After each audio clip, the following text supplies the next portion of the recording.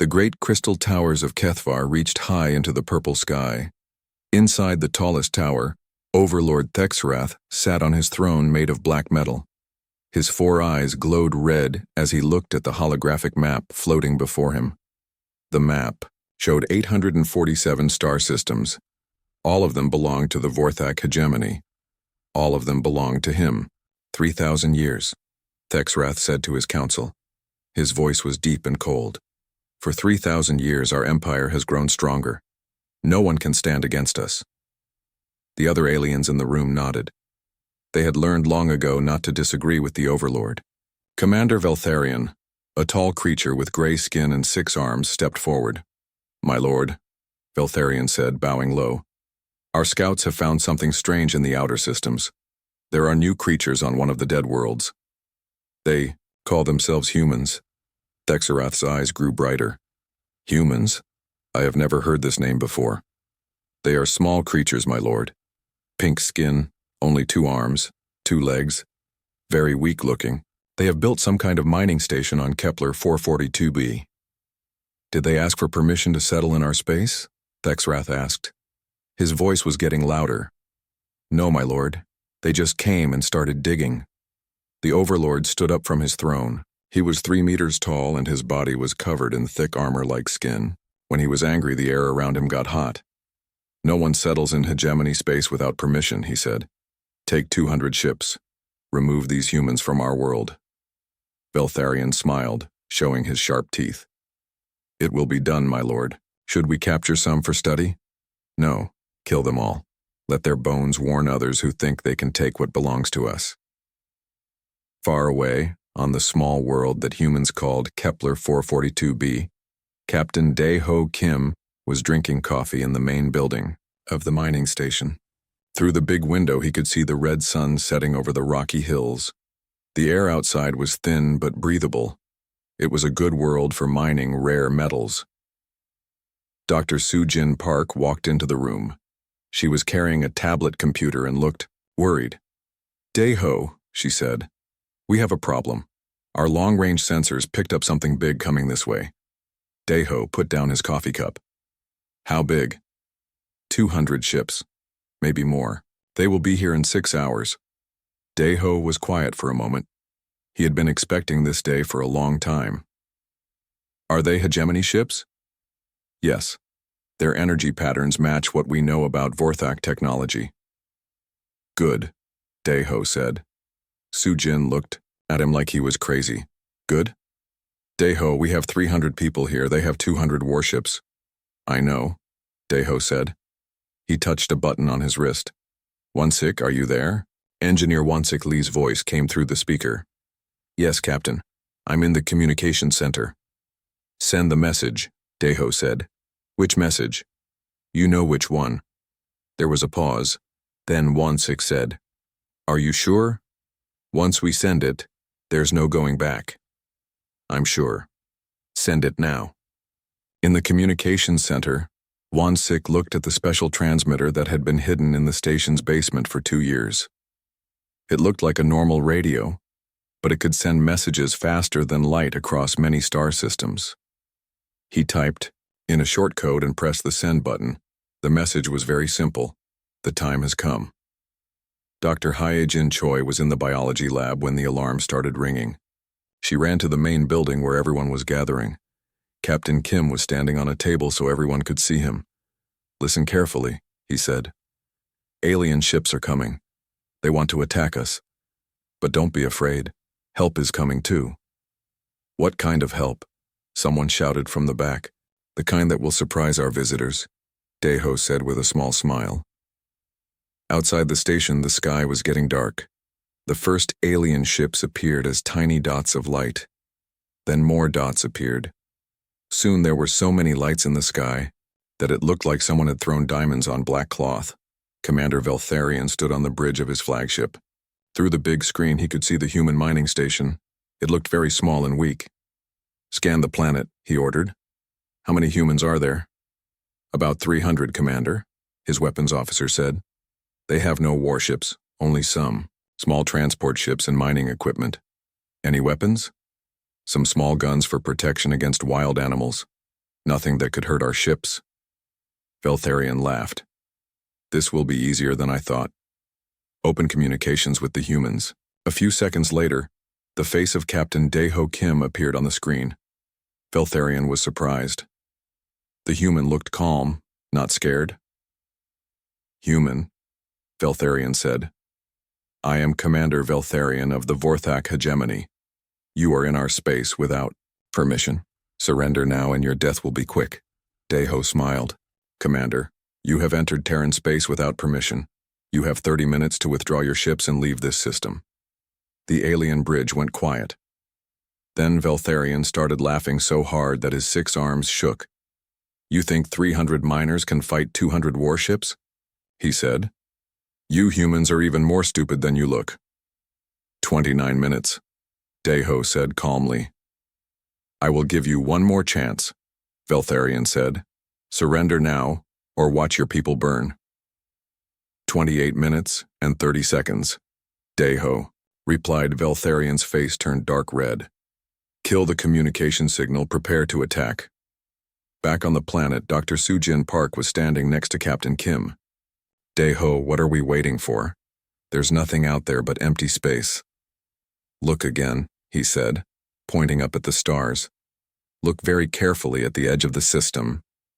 Sujin squinted her eyes. At first she saw nothing. Then she noticed something strange. One of the stars seemed to be moving. No, not moving.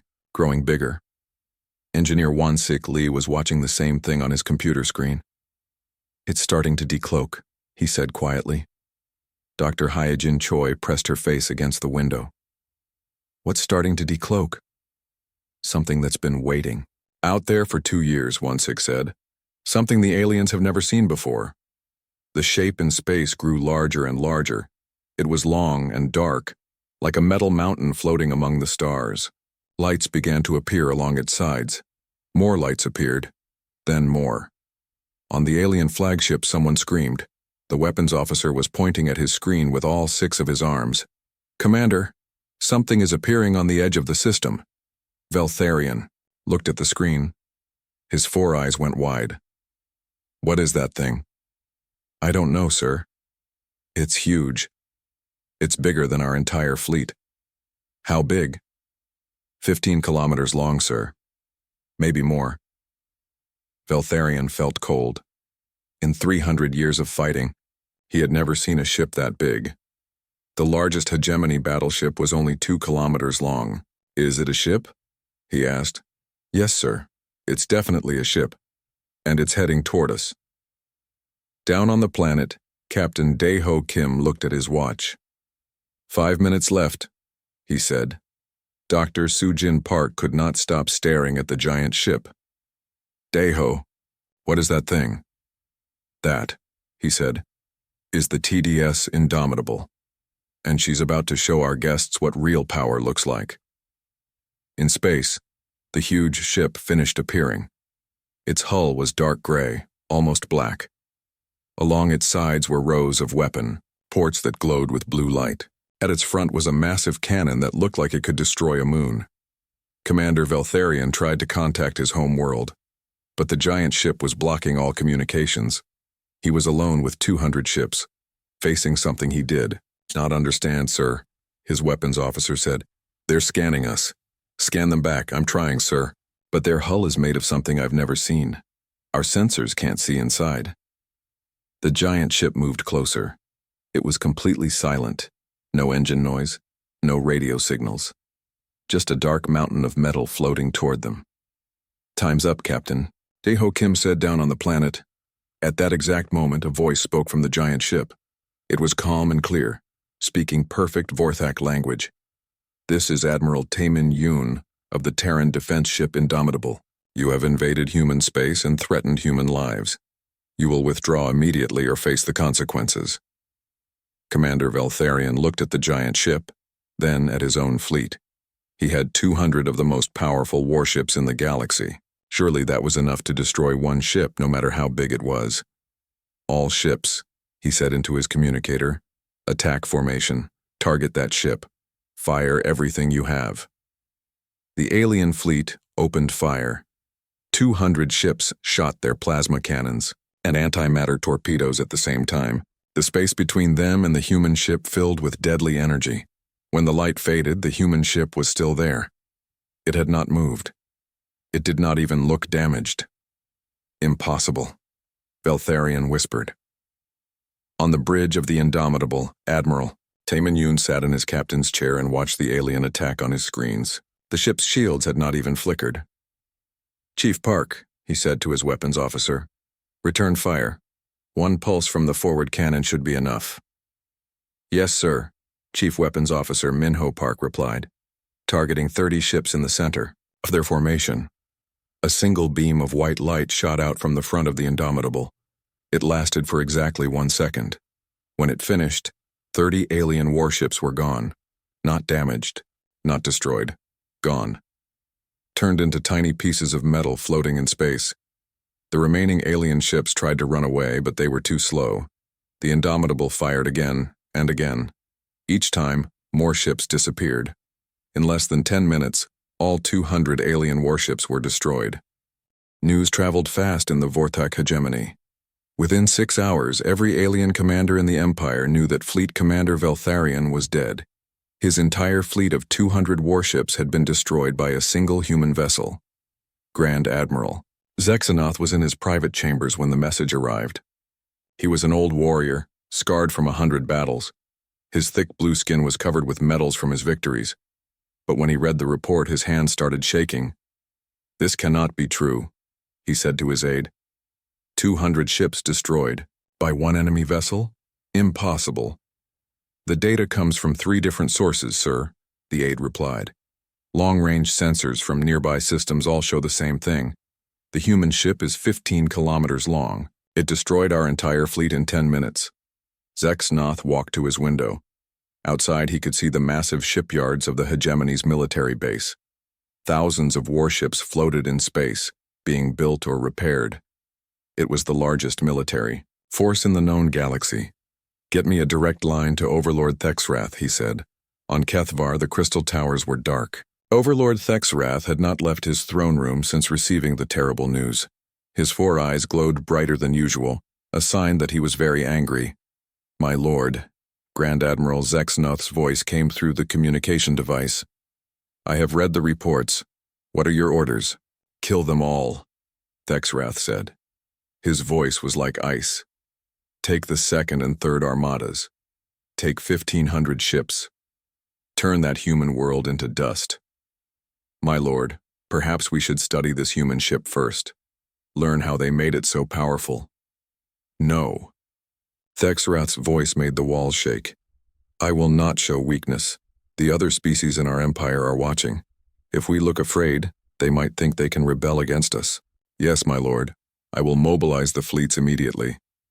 "And Zexanoth," the Overlord added. "This time, take no prisoners. I want every human in that system dead." Far away from the alien capital, on a small blue planet called Earth, Dr. Yejin Song was reading the same reports. She sat in an underground room deep beneath a mountain. The room was filled with computers and screens showing maps of the galaxy. General Dongwu Lim walked into the room. He was a tall man with gray hair and serious eyes. "The aliens are mobilizing more ships," he said. "How many?" Dr. Song asked without looking up from her computer. 1,500 warships, maybe more. They're really angry about what happened at Kepler." "Good," she said. "That means our plan is working." General Lim sat down next to her. "Yejin, are you sure about this? 1,500 ships is a lot even for the Indomitable." Dr. Song finally looked at him. She smiled, but her eyes were cold. "Dongwu, we've been watching these aliens for 60 years. We've studied every ship they've ever built. We know exactly how weak they are. But what if we're wrong?" "We're not wrong. Their technology hasn't improved in 500 years. They win battles by building more ships, not better ships. They're like ants, dangerous in large numbers, but each one is very weak." She touched a button on her desk. A holographic image appeared showing the galaxy.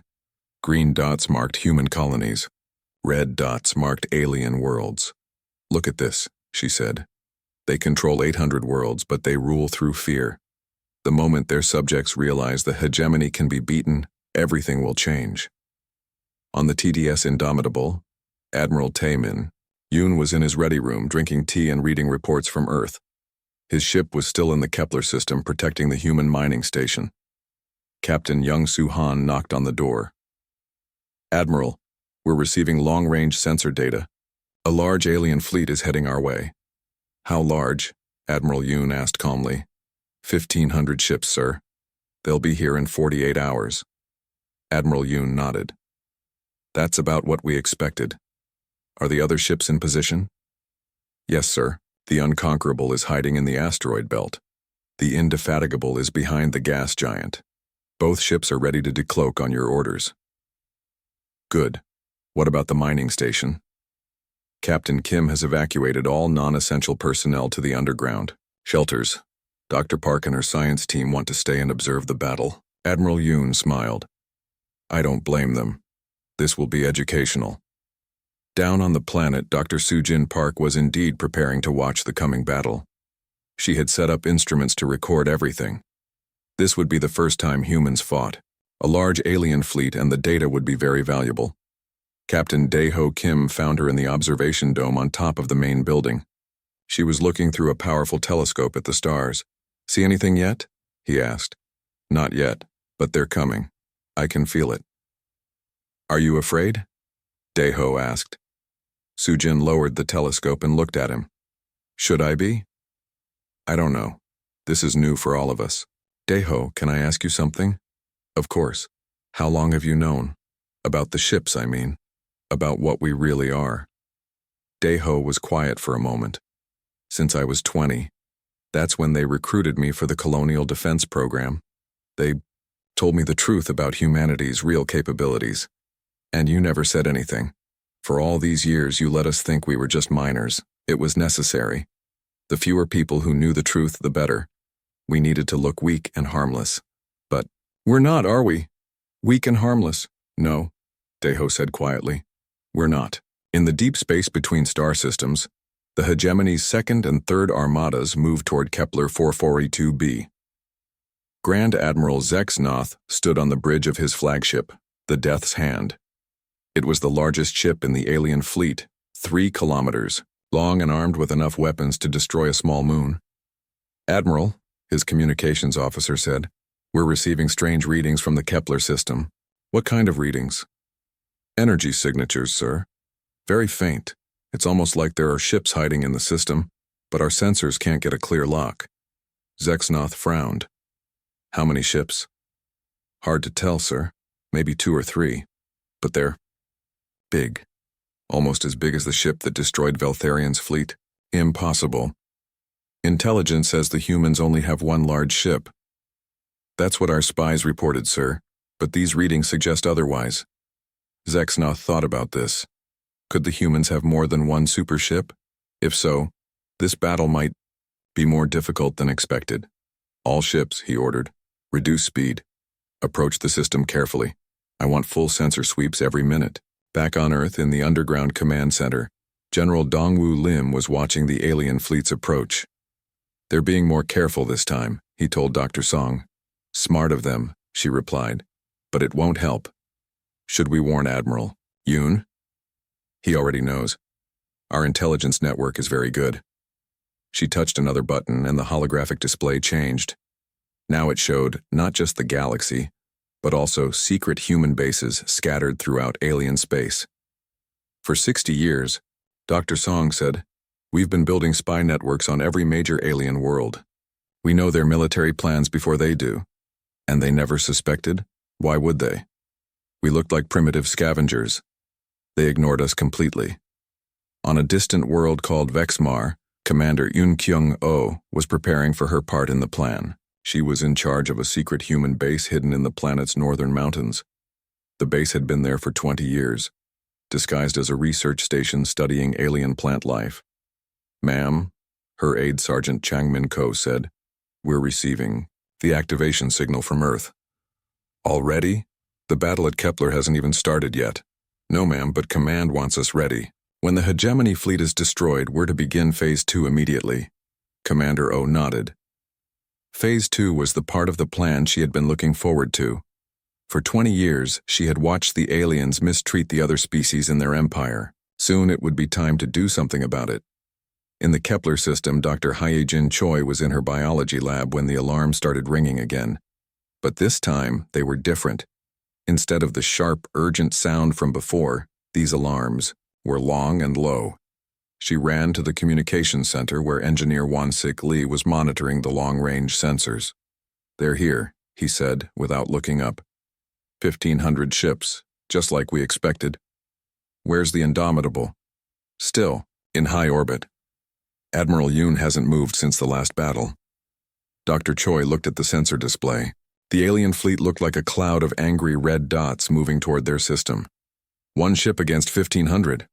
Are we crazy? Maybe, Won-Sik said with a grin. But we're about to find out. On the bridge of the Indomitable, Admiral Tae-min, Yoon was completely calm. His crew moved around him with quiet efficiency. Chief Weapons Officer Min-ho Park was running final checks on all weapon systems. Navigation Officer Kyung-ho Bae was calculating firing solutions for multiple targets. "Admiral," the communications officer said, "the alien fleet is hailing us. Put them on screen." Grand Admiral Zexnoth's blue face appeared on the main display. His four eyes were bright with anger. "Human," he said, "I am Grand Admiral Zexnoth of the Vorthak Hegemony. You destroyed one of our fleets. Now you will pay the price." "Admiral," Yoon replied calmly, "you are trespassing in Terran space. Withdraw immediately or face the consequences." "I have 1,500 ships, human. You have one. Do you really think you can win?" "Numbers are not everything, Admiral. Quality matters more than quantity." Zexnoth laughed. "We shall see. All ships, attack formation. Destroy that ship." The alien fleet spread out across space, forming a huge sphere around the Indomitable. The battle lasted 18 minutes. When it was over, 1,500 alien warships had been reduced to glowing debris floating in space. Not a single human ship had even been scratched. Grand Admiral Zexnoth's flagship was the last to die. As the white beam from the Indomitable tore through his ship's hull, he sent one final message to the hegemony capital. "The humans are not what they seem. They are not weak. They are not few. Beware." On the planet below, Dr. Sujin Park watched the last alien ship explode into fragments. The space above Kepler 442b, which had been filled with enemy vessels just minutes before, was now empty except for the 3 dark human dreadnoughts. "It's over," she said quietly. Captain Dae-ho Kim nodded. "No, it's just beginning." Far away, on the crystal world of Kethvar, Overlord Thexrath received the news in his throne room. For the first time in 3,000 years, the ruler of the Vorthak hegemony felt something he had never experienced before. Fear. 2 fleets, he whispered to himself. They destroyed 2 entire fleets. His aide, a nervous creature with gray skin and too many eyes, approached the throne carefully. "My lord, what are your orders?" "Orders?" Thexrath's 4 eyes blazed with fury. "What orders can I give? These humans just destroyed our best ships like they were toys." "Perhaps we should negotiate, my lord." The aide instantly regretted saying that. The temperature in the room rose as the Overlord's anger heated the air around him. "Negotiate?" Thexrath stood up from his throne. "The Vorthak hegemony does not negotiate with inferior species. We conquer, we rule. We do not bow down to pink-skinned weaklings." But even as he said it, the Overlord knew something had changed. News of the defeats was already spreading through the Empire. On 1,000 worlds, the subject species were whispering to each other.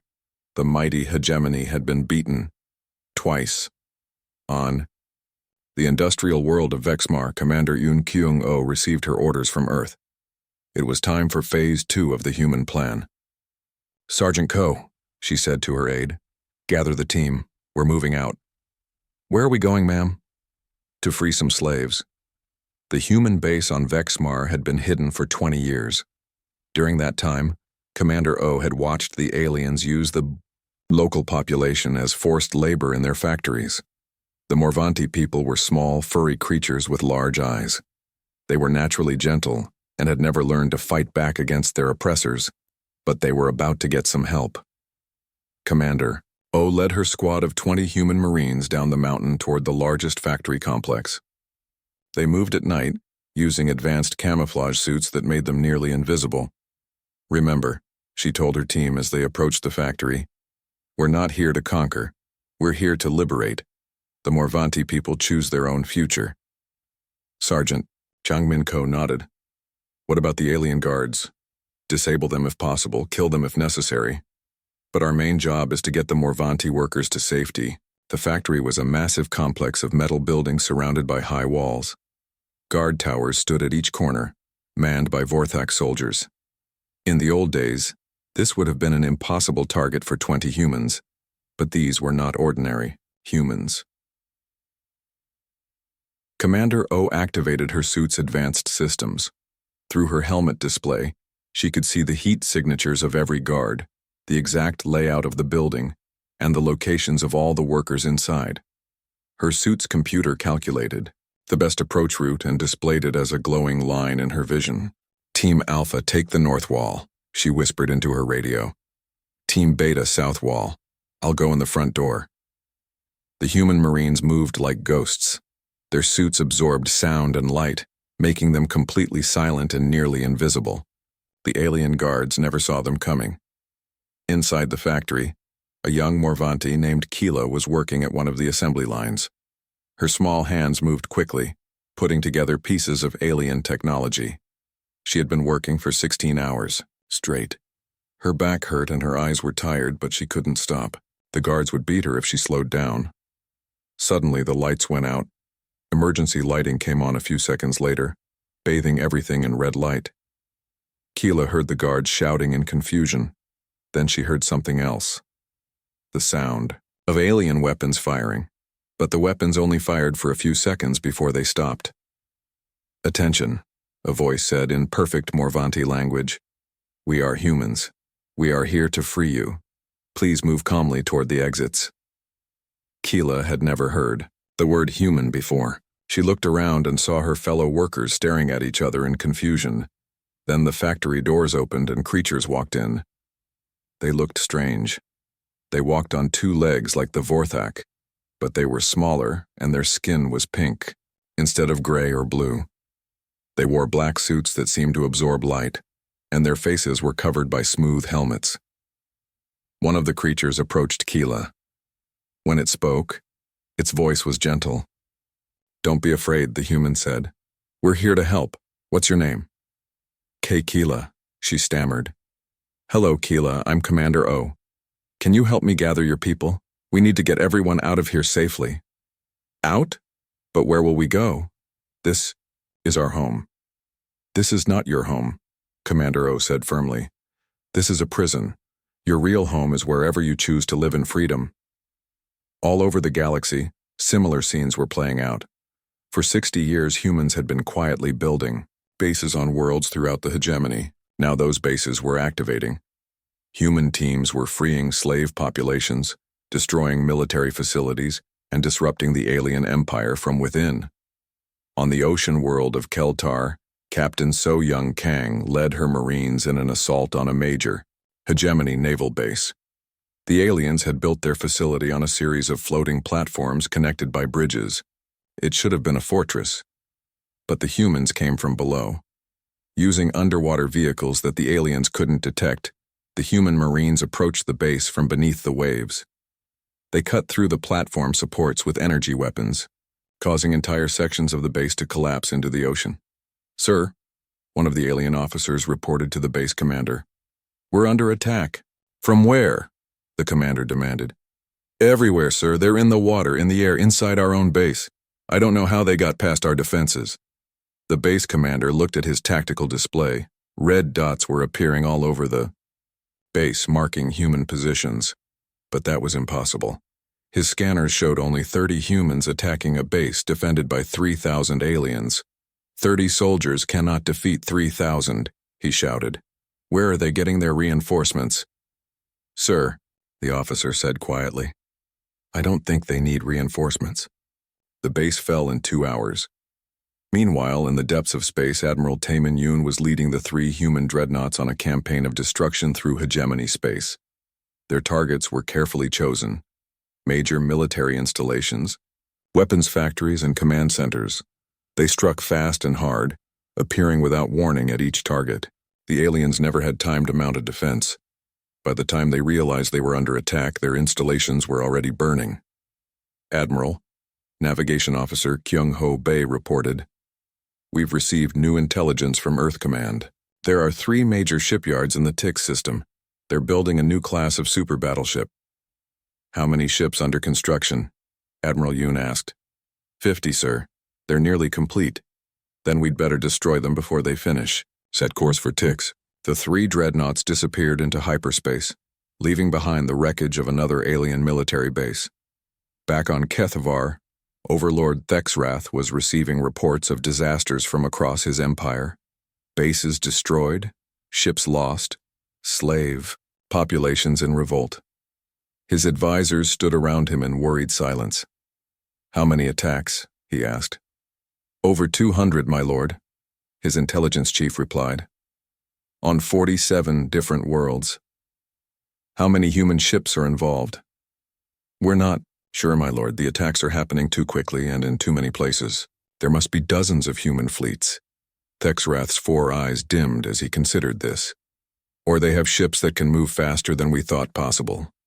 My lord, another advisor said carefully. Perhaps it's time to consider that we may have underestimated these humans. Underestimated? The Overlord's voice was dangerously quiet. Yes, my lord. They seem to have been planning this for a very long time. Their attacks are too coordinated, too precise. They know our weaknesses better than we do. For a long moment, Thexrath said nothing. Then he asked the question that had been bothering him since the first reports arrived. How long have they been watching us? No one answered, because no one knew. But in the command center, deep beneath the mountains of Earth, Dr. Yejin Song could have told them. 60 years. The humans had been watching, learning, and preparing for 60 years. Status report, General Dongwu Lim asked as he entered the command center.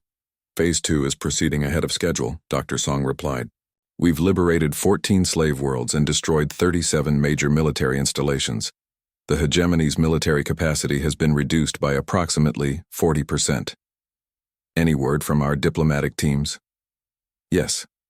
Ambassador Jin A. Seo reports that 6 species have already sent secret messages expressing interest in joining an alliance with humanity. The Zelfari Confederacy has formally requested protection for their worlds. What about the Morvanti Republic? They declared independence 3 hours ago. The meeting hall in the crystal towers of Kethvar had never been so quiet. Overlord Thexrath sat on his throne, staring at the holographic map that showed his crumbling empire. Half of the red dots that marked hegemony worlds had turned yellow, meaning they were in rebellion. Many others had turned green, meaning they had joined the human alliance. His advisors stood in a circle around the throne, but no one spoke. What was there to say? In just 3 weeks, an empire that had lasted 3,000 years was falling apart. My lord, Intelligence Chief Namgyu Yoon finally broke the silence. We have received more reports from our spy networks. What now? Thexrath asked without looking up. The humans have been watching us for much longer than we thought. Our agents have found evidence of human observation posts on over 200 worlds. Some of them are 60 years old. 60 years. The overlords, 4 eyes focused on his intelligence chief. They've been spying on us for 60 years? Yes, my lord. And not just spying. They've been learning our languages, studying our technology, mapping our weaknesses. They know more about the hegemony than we know about ourselves. Thexrath stood up from his throne. His massive frame cast a shadow over his advisors. How did we never detect them? Because they wanted to appear weak, Namgyu replied. Every time we encountered humans, they acted like primitive scavengers. They let us capture their ships, interrogate their crews, study their technology. We thought we were learning about them, but they were learning about us. The Overlord walked to the great window that showed the hegemony capital city. Below he could see riots in the streets. Even here, on the most secure world in the Empire, people were rising up against hegemony rule. "What do our military commanders recommend?" he asked. "Grand Admiral Corthane suggests we gather all remaining fleets at Kethvar for a final defense," Namgyu said. "We still have over 4,000 ships. And Admiral Velcross? He believes we should activate the Void Strikers." The room went completely silent. The Void Strikers were the hegemony's most terrible weapons. They could destroy entire star systems by tearing holes in space itself. They had only been used twice in the Empire's history, both times to wipe out entire rebellious species. "The Void Strikers," Thexrath said slowly. "Yes. If we cannot rule the galaxy, then no one can." On the distant world of New Geneva, Ambassador Jin Asio was meeting with representatives from 12 different alien species. The conference room was filled with creatures of all shapes and sizes: the furry Morvanti, the tall insect-like Zelfari, the crystalline Velkari, and others. "The hegemony is preparing something," said Velkari Representative Chardun. His crystal body chimed softly as he spoke. "Our agents report massive energy buildups at their secret weapons facilities." "What kind of weapons?" Ambassador Seo asked. "The worst kind," replied Zelfari Queen Tiklin. Her compound eyes reflected worry. "Weapons that destroy entire worlds." "The Void Strikers," whispered Morvanti Elder Kilavan. "We have heard stories. They tear holes in space itself." Ambassador So nodded grimly. She had been briefed on the Void Strikers by Earth Command. The weapons were indeed capable of destroying star systems, but they had a weakness. They took time to charge and could only be fired from specific locations. "How many do they have?" she asked. 12, Chardun replied. "One for each of the major human-controlled systems." "Then we need to move quickly," Ambassador Seo said. "I'll contact Admiral Yoon immediately." In space near the Rigel system, the Indomitable received Ambassador Seo's urgent message. Admiral Taemin Yoon read the report twice before calling a EO meeting of his senior officers. "They're planning to use planet-killer weapons," he told his staff. "Our intelligence suggests they have 12 Void Strikers positioned throughout their remaining territory." "Can we stop them, sir?" asked Chief Weapons Officer Min Ho Park. "Not all of them, not if they fire simultaneously. But we can try to destroy as many as possible before they're activated." Navigation Officer Kyung-ho Bae pulled up a holographic map of hegemony space. "Sir, the weapons are hidden on heavily defended worlds. It would take our entire fleet to assault even one facility." "Then we'll have to be smarter than that," Admiral Yoon said. "We need a new approach." On Earth, Dr. Yejin Song was having the same conversation with General Dongwoo Lim. "The Void Strikers change everything," she said.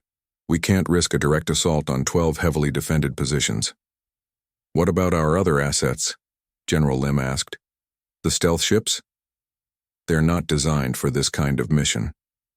"The Void Striker facilities are too well defended." "Then what do you recommend?" Dr. Song was quiet for a long moment.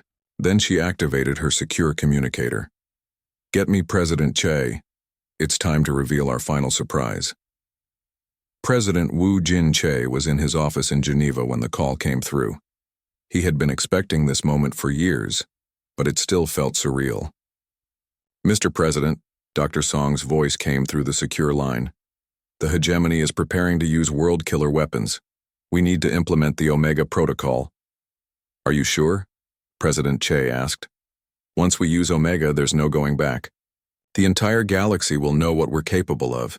Sir, they're planning to destroy 12 human colonies with over 50 million people. We don't have a choice." President Che closed his eyes.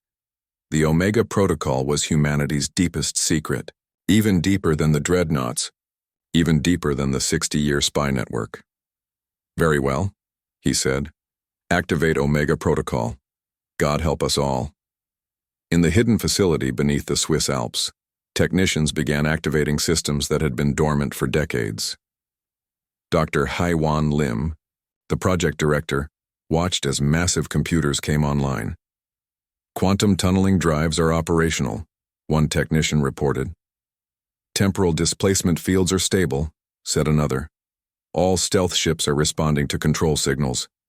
Dr. Lim nodded. Begin deployment, all targets simultaneously. Across the galaxy, reality itself began to bend. On the hegemony world of Torketh, the Void Striker facility was buried deep underground. The weapon itself was a massive crystalline structure that hummed with barely contained energy. Around it, thousands of alien technicians worked to prepare it for firing. General Vex Moran was in the facility's command center when the alarm started ringing. "What's happening?" he demanded. "Sir, we're detecting massive spatial distortions around the facility," his sensor officer reported. "Something is coming through hyperspace." "Enemy ships?" "I don't know, sir. The readings are unlike anything I've ever seen."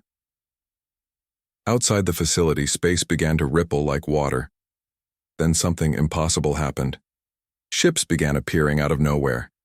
Not from hyperspace, not from behind cloaking fields, but literally from nothing. The ships were unlike anything in the galaxy. They were human in design, but clearly more advanced than even the dreadnoughts. They seemed to phase in and out of reality, becoming solid just long enough to fire their weapons before disappearing again. "Impossible," General Vex Moran whispered. "Ships cannot exist in multiple dimensions at once, but these ships could. They were the products of humanity's most secret research project. Vessels that could exist outside normal space-time, appearing anywhere in the galaxy instantly." The attack on the Void Striker facility lasted exactly 90 seconds. When it was over, the facility was a crater and the planet killer weapon was destroyed. Similar attacks were happening simultaneously at 11 other locations. The hegemony's Void Strikers, which had taken centuries to build, were being destroyed, faster than their operators could react. On Kethvar, Overlord Thexrath watched in horror as reports came in from all 12 facilities. "Gone," his aide said quietly. "All of them. Destroyed within minutes of each other." "How?" Thexrath demanded. "How did they know where our secret weapons were hidden?" Intelligence Chief Nam Gyu Yoon stepped forward. "My lord, we have intercepted some of the human communications. They've been watching our Void Striker program since it began. They knew the location of every facility." "For how long?" 40 years, my lord." The Overlord felt something break inside him. 40 years. The humans had known about his most secret weapons for 40 years, and had done nothing until now. They had let him build them, let him deploy them, let him think he had a final trump card, and then they had casually destroyed all 12 weapons in a single coordinated strike. "My lord," Namgyu said carefully, "perhaps it's time to—" "No." Thexrath's voice was barely a whisper. "No negotiation, no surrender. If I cannot rule the galaxy, then I will drag it down with me." He turned to face his military advisors. "Order all remaining fleets to converge on Kethvar. Every ship, every station, every armed vessel in the Empire. We make our final stand here." "My lord," Grand Admiral Corthane protested, "that will leave our other worlds defenseless." "Our other worlds are already lost," Thexrath screamed. "Don't you understand? The humans have been planning this for decades. They know everything. They've already won." The Overlord's rage heated the air around him. "But they haven't killed me yet. And while I live, the hegemony lives. Bring me every ship. I want 5,000 vessels defending this system." "And if we lose?" Corthane asked quietly. "Then we die with honor," Thexrath replied. "But we take as many humans with us as possible." In the depths of space, Admiral Tae Min Yoon received reports of the massive hegemony fleet gathering at Kethvar. He was no longer alone. The space around Kethvar was filled with ships. 5,000 alien warships formed a massive sphere around the crystal world, their weapons pointed outward. It was the largest military force ever assembled in galactic history. On the surface, below, Overlord Thexrath stood in his throne room, watching the battle preparations through the great crystal windows. His empire was crumbling, his worlds were in revolt. But here, at the heart of hegemony space, he would make his final stand. "My lord," Grand Admiral Corthine entered the room. "All fleets are in position, every ship we have is here." "Good," Thexrath said without turning around. "Let the humans come. They will find us ready." "My lord, our scouts report 12 human dreadnoughts approaching from the outer system. Just 12 ships against 5,000. Those 12 ships have destroyed everything else we've sent against them," the Overlord replied. "Do not underestimate them again." In the depths of space, the human fleet moved toward its final target. The 12 dreadnoughts were arranged in a perfect formation, their dark hulls absorbing the light of the distant stars.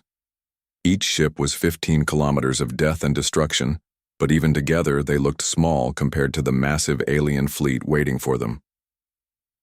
Fleet Admiral Insu Kim, the overall commander of human forces, stood on the bridge of his flagship, the TDS Invincible.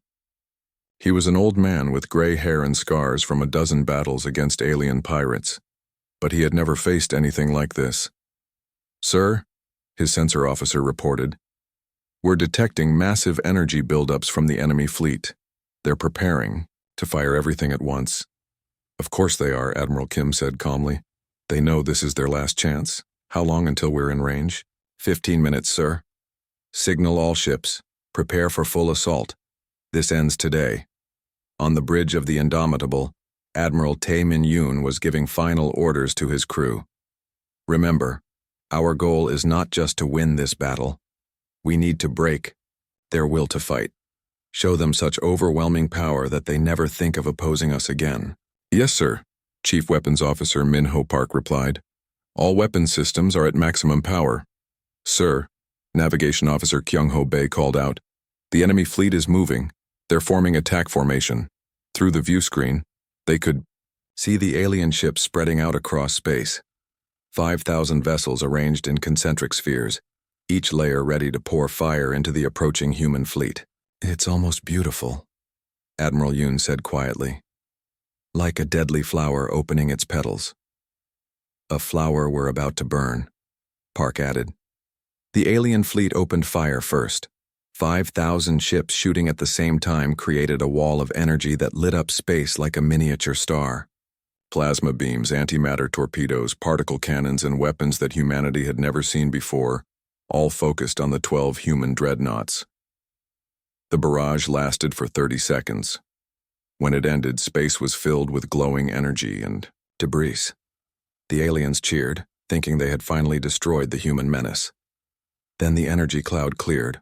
All 12 human dreadnoughts were still there. Their shields had absorbed the entire attack without even flickering. They had not slowed down, had not changed course, had not even responded to the assault. On his flagship, Grand Admiral Corthane stared at his screens in disbelief. "Impossible.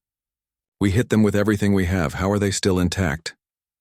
"Sir," his weapons officer said quietly, "I'm reading 0 damage to any human vessel. Our weapons had no effect at all." "Then fire again. All ships, continuous barrage." But Admiral Insu Kim had seen enough. "All ships," he broadcast to his fleet, "return fire. Show them what real weapons look like." The 12 human dreadnoughts fired simultaneously, but this time, they didn't just use their main cannons. Every weapon port on every ship lit up at once. The combined firepower of the human fleet was like nothing the galaxy had ever seen. The first salvo destroyed 300 alien ships in 2 seconds. The second salvo destroyed 400 more. The humans fired again and again, each shot perfectly aimed, each hit completely devastating. Captain Jae-hyun So of the TDS Unstoppable watched the destruction on his tactical display. "Sir, should we slow down? We're destroying them faster than our computers can count." "No," Admiral Kim replied from the Invincible. "Full speed ahead. Drive straight through their formation. Let them see that numbers mean nothing against superior technology." The human fleet plowed through the alien formation like arrows through paper. Wherever the dreadnoughts went, enemy ships simply vanished. Some tried to ram the human vessels, but they bounced off the shields like insects hitting a window. "Sir," reported Colonel Mi-Young-an from the marine deck of the Indomitable, "we're receiving surrender signals from some enemy ships." "Ignore them," Admiral Yoon ordered. "This battle doesn't end until their leadership is captured or dead." Ondu. The planet below, Overlord Thexrath watched his mighty fleet being destroyed ship by ship. In 17 minutes, 5,000 vessels had been reduced to floating wreckage. The humans had lost nothing. "My lord," his aide said, voice shaking with fear, "perhaps we should evacuate. Your personal ship is ready." "No," Thexrath said firmly. "I am the overlord of the Vorthak hegemony. I do not run. But my lord, the humans will be here soon. Let them come. I want to meet these creatures who destroyed my empire." In the ruins of the alien fleet, Admiral Insu Kim surveyed the battlefield. Scattered debris floated where the mighty hegemony armada had been. A few dozen alien ships had survived by shutting down their weapons and broadcasting surrender signals. "Admiral," his communications officer said, "we're receiving a transmission from the planet's surface." "Put it through." Overlord Thexrath's face appeared on the main screen. Even in defeat, he looked proud and defiant.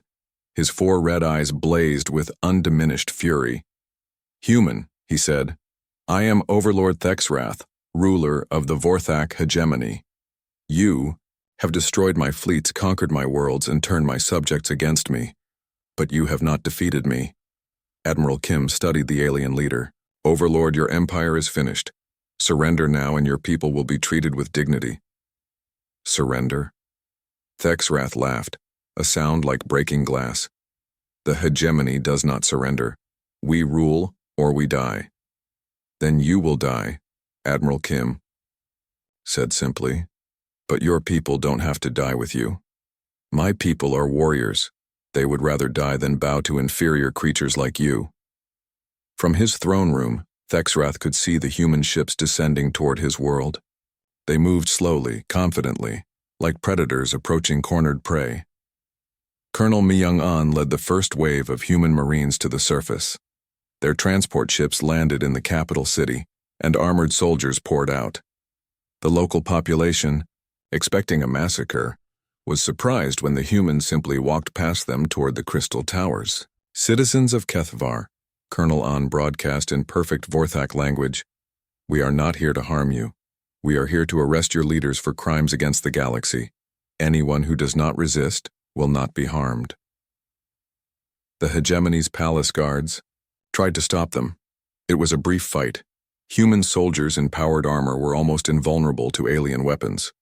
Within an hour, the Marines had fought their way to the throne room. Overlord Thexrath was waiting for them. He had not tried to run or hide. He sat on his throne, wearing his ceremonial armor and holding an ancient energy sword. "So," he said as the humans entered his throne room, "you have come to claim your prize." Colonel An removed her helmet, revealing a stern but not unkind face. "Overlord Thexrath, you are under arrest for crimes against sentient beings. You will be given a fair trial." "A trial?" Thexrath stood up, towering over the human colonel. "What right do you have to judge me?" "The right given to us by every species you enslaved, every world you conquered, every life you destroyed." The fallen overlord looked at the human soldiers surrounding him. They were so small compared to him, yet they had destroyed everything he had built. "Tell me one thing," he said. How long have you been planning this?" 67 years, Colonel An replied. "Since the day we first learned of your empire." Thexrath's 4 eyes dimmed. 67 years? You watched us for 67 years, learning our weaknesses, preparing for this moment. We watched you enslave peaceful species. We watched you destroy entire civilizations. We watched you spread fear and suffering across the galaxy, and we decided it had to stop. But why wait so long? Why not attack sooner? Because we are not like you. We don't conquer for the sake of conquest. We only fight when we have no choice. And we wanted to be sure that when we acted, we could free everyone you had oppressed." 6 months later, President Wu Jin-che stood, before the Galactic Assembly on the neutral world of Haven. Representatives from 600 star systems and 200 species filled the Great Hall. The Andromeda Accords were ready to be signed. Today marks the beginning of a new era, President Chai said. An era of cooperation instead of domination. An era of freedom instead of fear. Ambassador Sun Hua-no sat at the human delegation table, watching as species after species signed the treaty that would create the Terran Commonwealth. The Zelfari Confederacy signed first, followed by the Morvanti Republic, the Velkari Crystal Worlds, and dozens of others.